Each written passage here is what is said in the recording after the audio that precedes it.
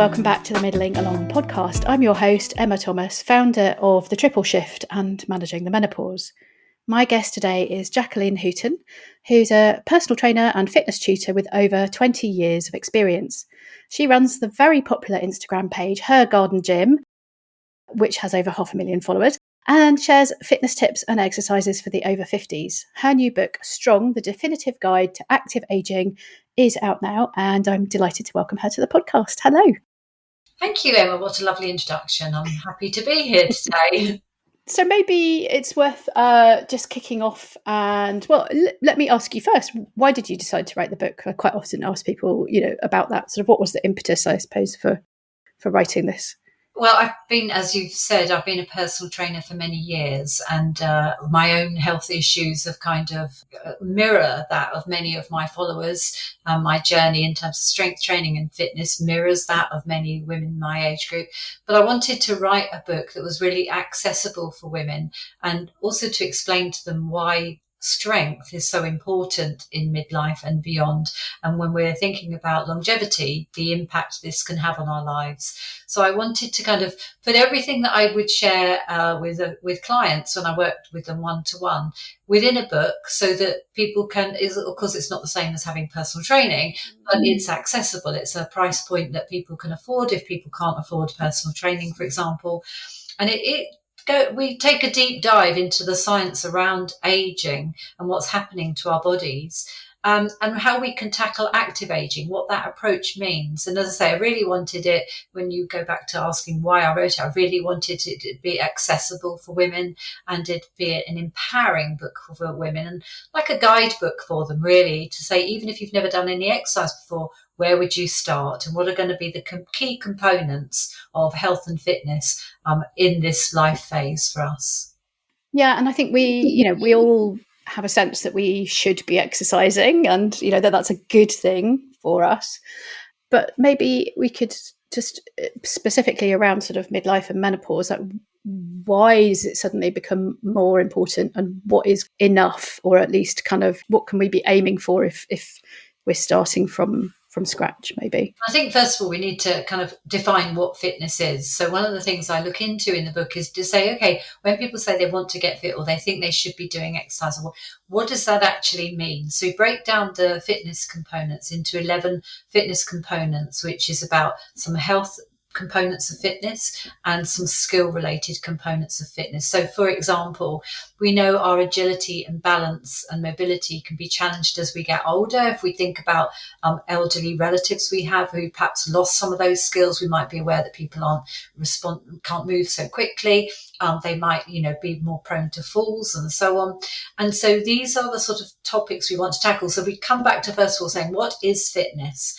And once we understand what fitness is, all those different components, so cardiovascular health, strength, muscular strength and endurance. And once we've got a grip of all of those things, we then take a look at what happens to us as we approach menopause and beyond. What's being challenged? So, for example, cardiovascular disease, the risk of cardiovascular disease increases around menopause, and our risk of heart attacks actually catch up with men. So whereas we often perhaps incorrectly see that men are more at risk of heart attacks, actually women post-menopause are pretty much at the same level with men. So cardiovascular health becomes very important. And in terms of training, what can we do to support our cardiovascular health? We think about bone density. So we know bone density loss is an issue post-menopause. So we need to address that. And then when we look at fitness, we go like, okay, what do we do in fitness that supports our bone density and our strength and our function? And it's strength training and it's impact work. So these are all the kind of areas I delve into and say, this is what's happening to our bodies in midlife.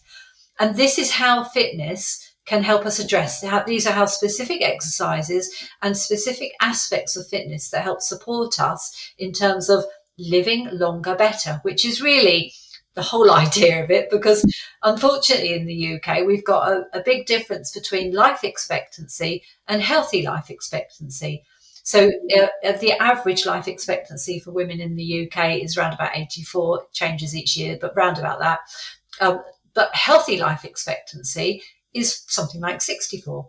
So we've got Wow. a 20-year period where the average woman is in poor and deteriorating health. And what we want to do is narrow that gap so that we live as long as possible, as healthy as possible, and we don't spend 20 years with more and more health issues and inability to enjoy life to the fullest, which I guess is the key thing. And I'm seeing that very much firsthand with the sort of the kind of older family members around me at the moment. And it's, I don't know, for me, that's a lot of the time when I'm, doing a workout is very much kind of quite top of mind, really, in terms of staying motivated, because it's not easy to kind of show up and do it sometimes when we're not feeling great. But I think that whole, I think I wrote about it the other day, this sort of idea of a health pension. We pay into our financial pension, but we really need to be paying into our health pension if we want exactly what you've described, right? To be healthy as long as possible.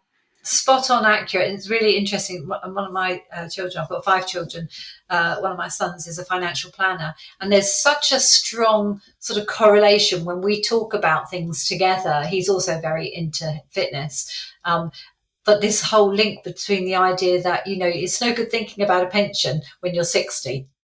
We're so young, when we're 20, we're like, oh, for goodness sake, that's for old people. But actually, we'd be so much better off if we were investing in a pension from a very young age. And the same thing with fitness. However, I always say to people, you're never too old and it's never too late to be doing that, because we can make changes to our health and well-being and our strength, our bone strength, everything. We can still make changes. And there have been lots of studies on older adults in their 70s and 80s who are introduced to a strength training program, and we can see the difference that it makes. We can actually measure that. So it's important that people don't delay, start today. And then keep going, but it's never too late. And I think that's a really important thing to get across. And as you say, it's quite sobering. This is what you're talking about with seeing with relatives and how that keeps you motivated. I hear this a lot from women in our age group, that they're very aware that they've got a mother or a father or someone else in their family, and they're looking at their health. And the difference is, years ago, we didn't think that was normalized. We thought that was inevitable, this deterioration as we get older, and our ability to reach up to a tall cupboard, for example, the likelihood that we would end up in a nursing home.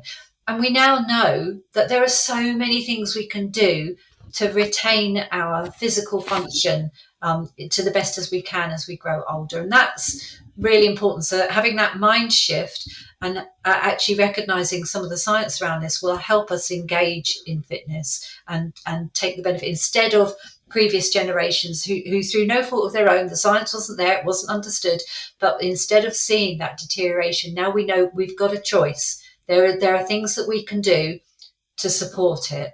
That obviously life gets in the way. Anyone can have an accident. Some diseases we can't prevent. So that's mindful of those things as well. But it's just being the healthiest version of ourselves, which is going to look different for everybody.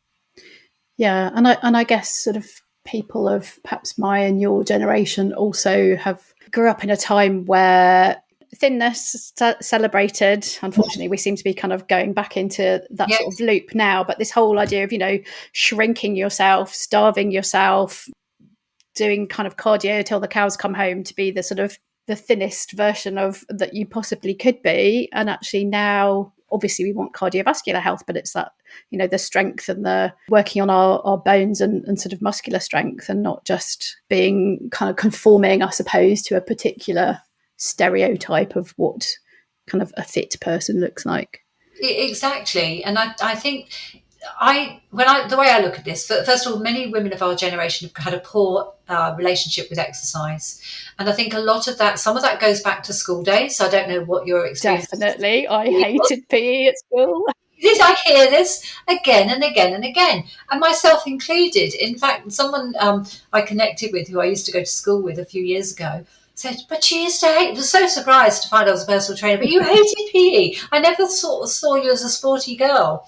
And I thought, but that's because the environment didn't support some of us to enjoy it. It was all about who was, the sportiest girl. Let's have two teams. Let's cherry pick the sporty girls, and the whole humiliating process of like being the last to be chosen, and so on, and wearing the PE uniform, which was just hideous anyway. Sort of flashbacks to trying to play hockey in sort of horizontal freezing rain and just being like, I'm so miserable. So many women, I think, have had a poor relationship. So that can start us off with a poor relationship with exercise. We see it as a kind of torture that we did at school and we hate it. And then we've got the women who had sort of, the idea of fitness was all about thinness. So actually it was about punishing your body and trying to get your body to look a certain way.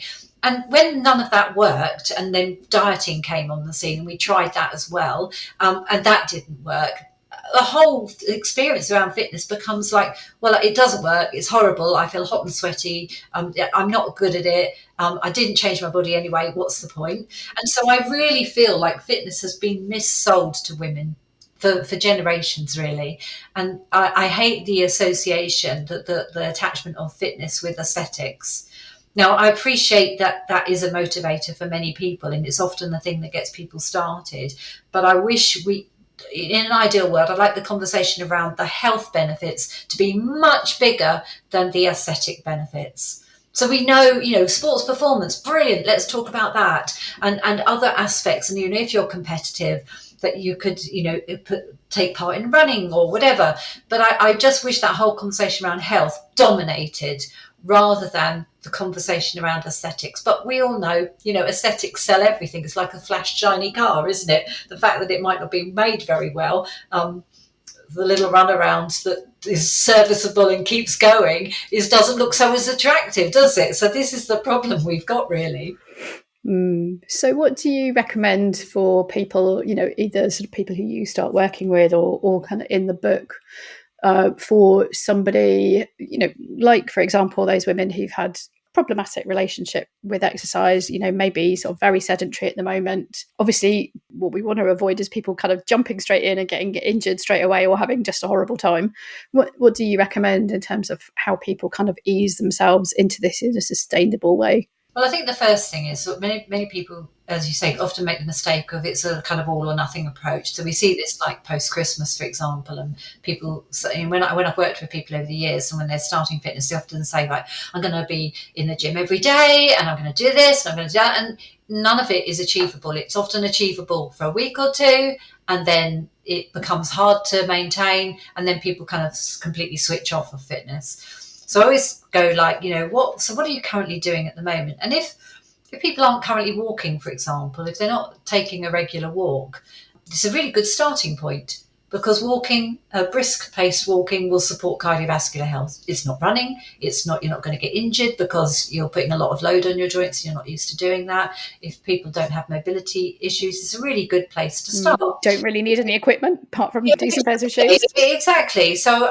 that's very often a good starting point for lots of people, is like, okay, can you do a 20-minute brisk walk and do that 3 times a week? And often people go like, oh, it's too easy. But are you doing it at the moment? No, I'm not doing anything like that. Okay, well, let's start there. And so it really can be as simple as start, where are you currently at it? So for individuals wondering where to start, is like, take an honest assessment. What do you currently do?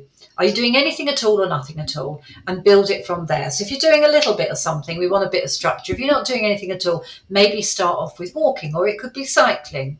And then we want to add in some strength training. Now, strength training doesn't necessarily mean going into a gym and picking up heavy weights. It can be done at home. There are body weight exercises you can do. There are resistance bands you could use, for example, some light handheld weights. I go all through this in my book, by the way, so that people have got an idea of like how we can strengthen different parts of the body or take a whole body approach. For example, a sit to stand from a chair is a great exercise in terms of working on lower body strength. It's a lead up to a squat as well. It's often more comfortable for people if they've got knee issues. But if you're doing 10 sit to stands from a chair and you're doing a couple of sets of those, and then you do that 3 times a week, you're going a long way towards supporting your bone health and your lower body strength and conditioning, because that's a strength exercise. So it doesn't have to feel really intimidating. It can be as easy as that.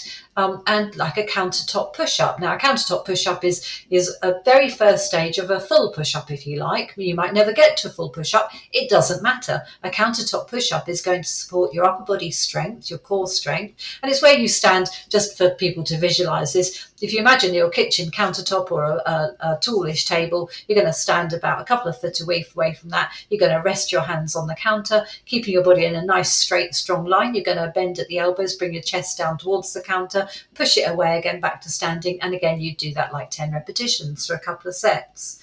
So I guess the point I want to make to people is it can be very accessible.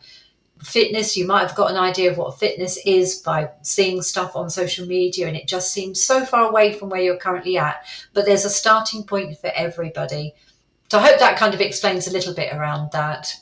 Yeah, and I guess there's also, now I'm thinking, a lot of people have this, I guess, impression that strength training means they're going to get kind of bulky and muscly. I mean, I wish. I've been doing it for 4 years. I'm still waiting.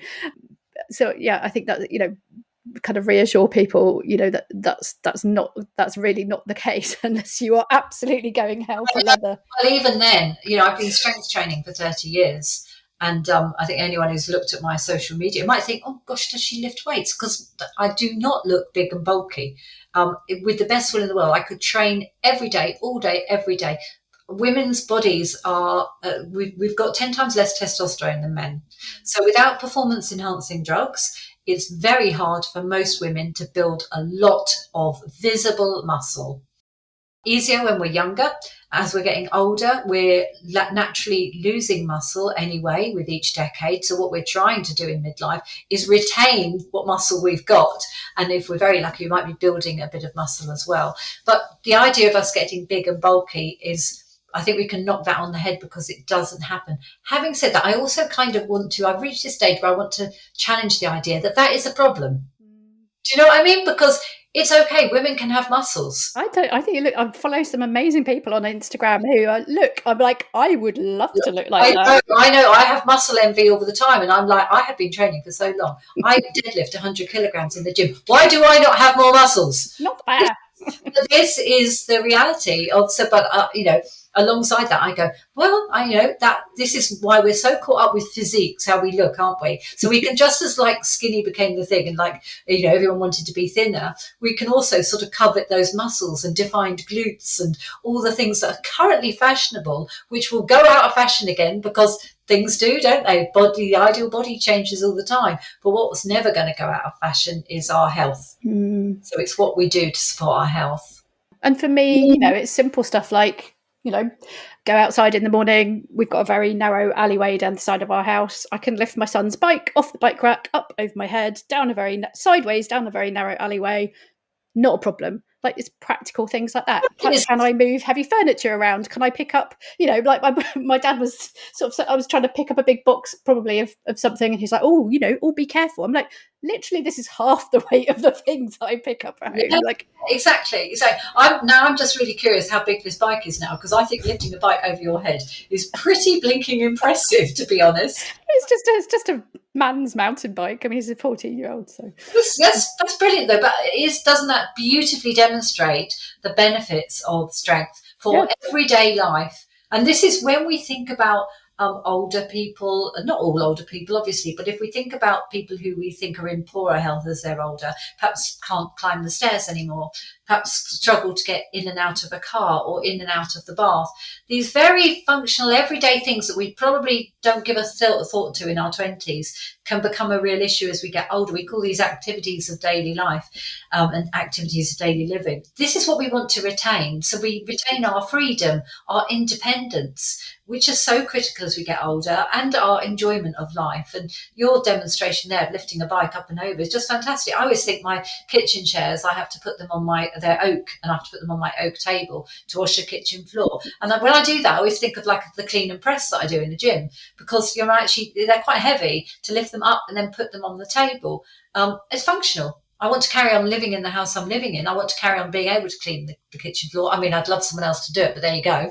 But that means, I can continue to do that part of my life. and I don't have to think, oh, that, can't do that anymore. Or traveling, I'm looking at, we've just been away, and when you've got to put things in the plane on the overhead locker, the amount of people who struggle to put things up there because, again, a bit of a clean and a press movement, putting stuff up overhead into an overhead locker, and you see the size of people's bags that they now take onto planes. You need the strength to be able to do that. So if you want to carry on traveling as you get older and you want to take flights to see grandchildren in another country or whatever, you need to be able to do that. Yeah, and I think that's a whole different way of kind of thinking about things, isn't it? The sort of that all feels like a long way off for many of us, and so it's kind of, yeah, I wonder for a lot of people, is that actually more motivating, that kind of visualization of that kind of healthier older age than just sort of like, oh, I suppose I should, I know I should be doing this and I know it's good for me. Like, no, like, literally you are doing everything that you possibly can do to have the life that you probably dream of and would be devastated to not be able to live. And I think what you're picking up on there, Emma, is really helpful, because part of that conversation is what do you imagine your life is going to be like when you're in your 70s and your 80s? What's important to you? For example, if you're a dog lover and you've got dogs at the moment and you love going for long country walks and you're climbing over stiles, whatever that happens to be, you probably can't imagine a time in your life when you won't be able to have a dog, even your existing dog or another dog. If you've got elderly dogs, but you'll always have a dog in your life.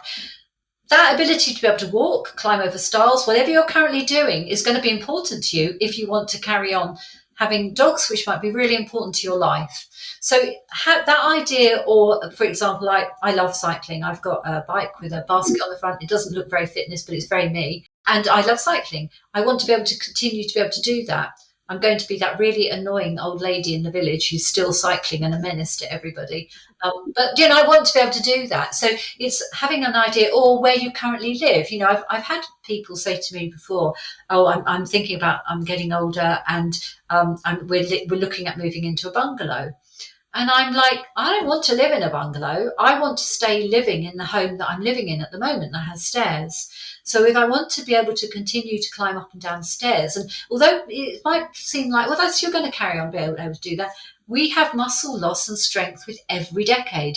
If we are not working on retaining it and building our strength and stability, we will lose the ability to walk up and down stairs. So we need to do more than walking up and down stairs, which is where strength training really comes in, so that we retain that ability. So all these little ideas I'm giving you is all about, like, try and visualize how you want what do you want to be doing when you're in the 70s and 80s?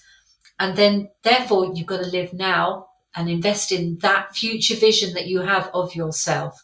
I'll give you another example. One of the clients I work with is single, and she's in her very late 60s.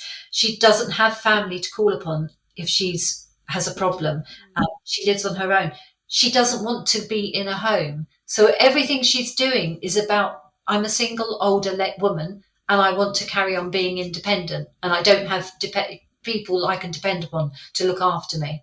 So that's a very strong motivator for her. So whatever it happens to be, it's really worth thinking about that a little bit, about how you want your life to look.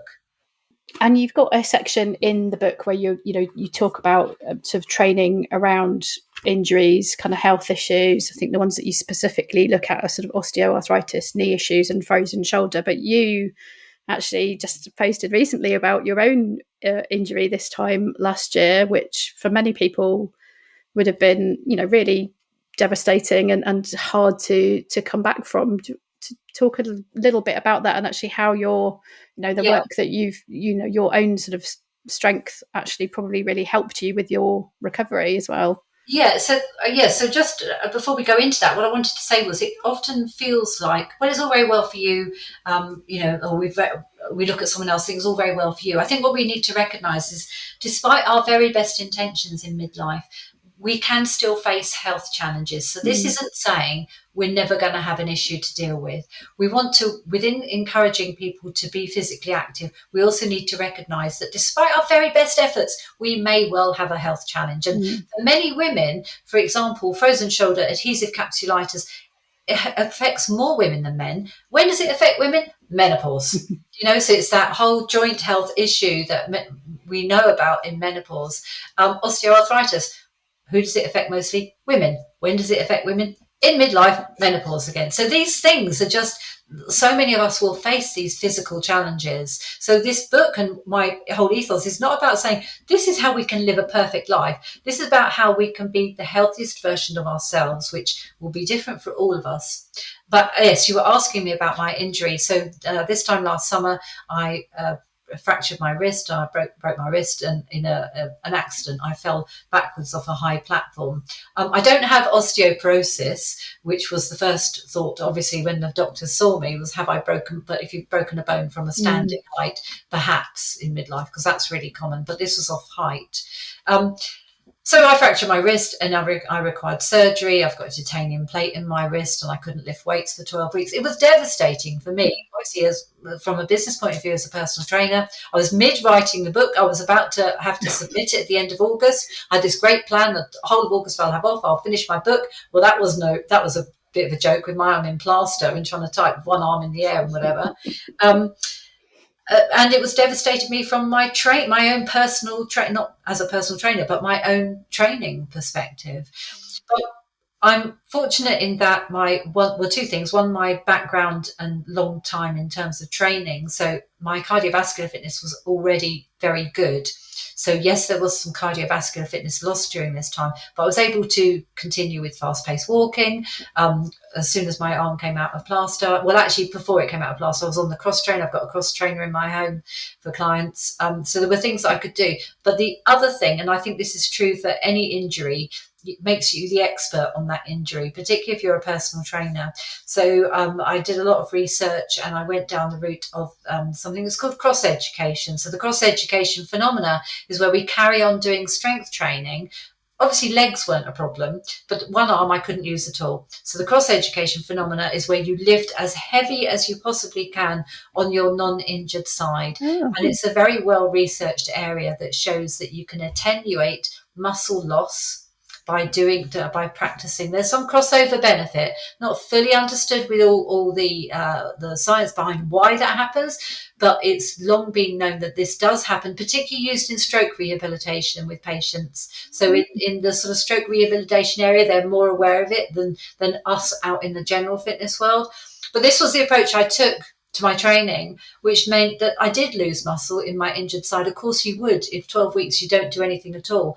But I minimised the amount of muscle loss. And instead of, I was training one side as well.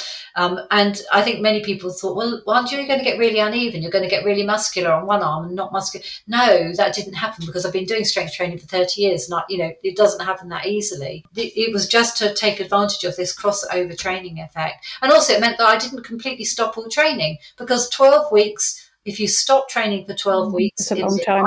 Your health, your cardiovascular fitness, your bone health, your muscular strength, and just everything is going to rapidly decline. And what we're trying to do, because we're not 20-year-olds, is 12 weeks when you're 20, neither here nor there. 12 weeks when you're in your 50s and 60s can make a huge difference. And I hope, really by the stuff that I shared on social media and everything at the time, helped people see that we often have challenges to face, but there are always ways to work around it. If we've got a lower limb injury, for example, we can do seated upper body exercises. We can even do seated cardiovascular exercises, by moving our arms fast with weights or whatever. There's always a way to work around an injury.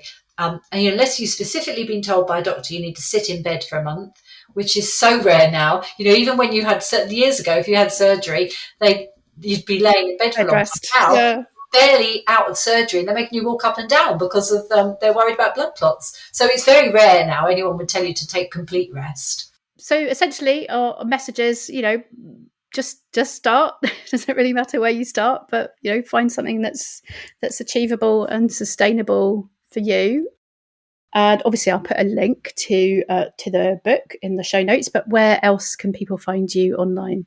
So they can find my account. So they'll find my website, which is Her Garden Gym, and they'll find me on Instagram as Her Garden Gym, and other social media, all the same thing, basically, Her Garden Gym. But I predominantly use Instagram because that just kind of suits the way I create content, and I just like that platform the best. So that's where you'll find me mostly. And you got lovely reels with your daughter, who's also a personal trainer. Is that right? Or works in the fitness industry? Well, actually, no, she's an editor, so she works. Oh, She is qualified, but okay. she's qualified in exercise to music. But she's a very keen and avid gym goer. And so she often joins me in some of my videos, and we're doing fitness together. But more often than not, we're doing dances together. And, as a serious personal trainer years ago, when she wanted me to do these dances with her, I was like, I can't do that. I'm sharing serious fitness stuff on my account. And then I did a couple, and I thought it was quite good fun. And, as I've got older again, we kind of evolve in fitness as well. I know now how important dance is. Fabulous. It's if we enjoy it, we don't have to be particularly good at it, but it's challenging, balance, coordination, cognitive health, because the learning the patterns and the sequences I find so difficult, which is probably clear from my videos with her. But that continuing to learn, we've got our brain health. We're being stimulated. We've got balance, as I say, coordination, speed, often fast footwork, fast changes in direction. These are all part of fitness as well.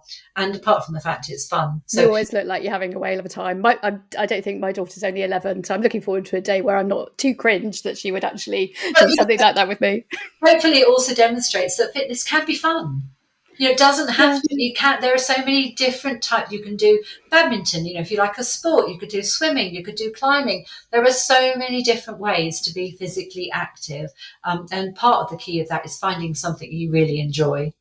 Yeah, definitely, and maybe even someone who enjoys it alongside with you, just to kind of help with the motivation. That definitely helps. It's often why people work with a personal trainer, because they get that one-to-one support. But actually, from an accountability point of view, many people find if they team up with someone to go to the gym, for example, an exercise class, they stay committed, because you probably don't want to let your friend down if you said you're going to go and you're going to meet up. So that can be another good tip for people if they're thinking how they're going to start or keep going, is to buddy up with someone.